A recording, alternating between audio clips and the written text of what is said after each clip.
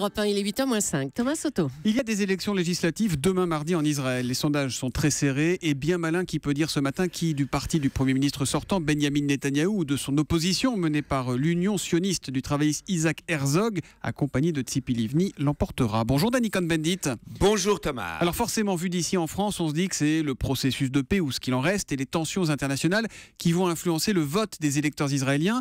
Eh bien visiblement pour eux, il n'y a pas que ça qui compte, ils ont vraiment d'autres soucis.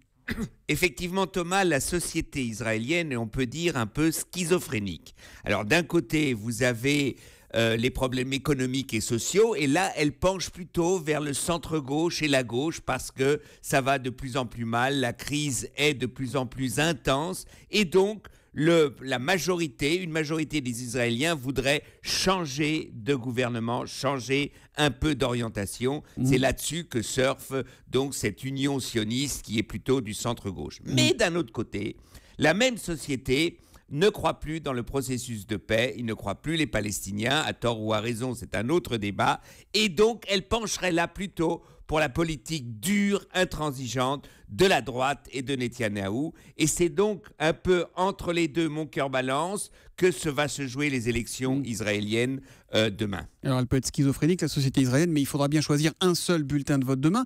Qui est malgré tout en position de force selon vous ?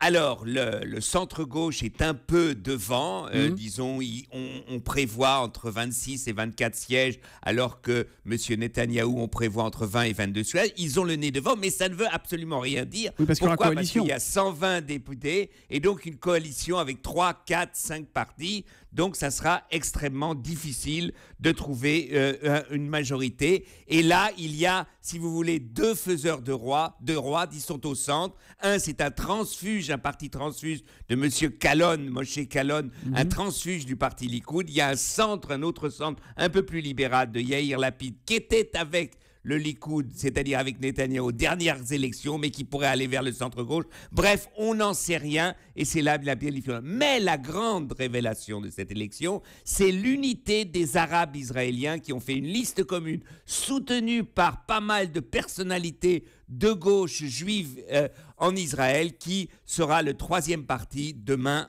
après les élections. Et sur le conflit israélo-palestinien, vous pensez qu'on a une chance d'avoir du nouveau après cette élection, ou on se donne déjà rendez-vous dans 10 ans pour en reparler, Dany ?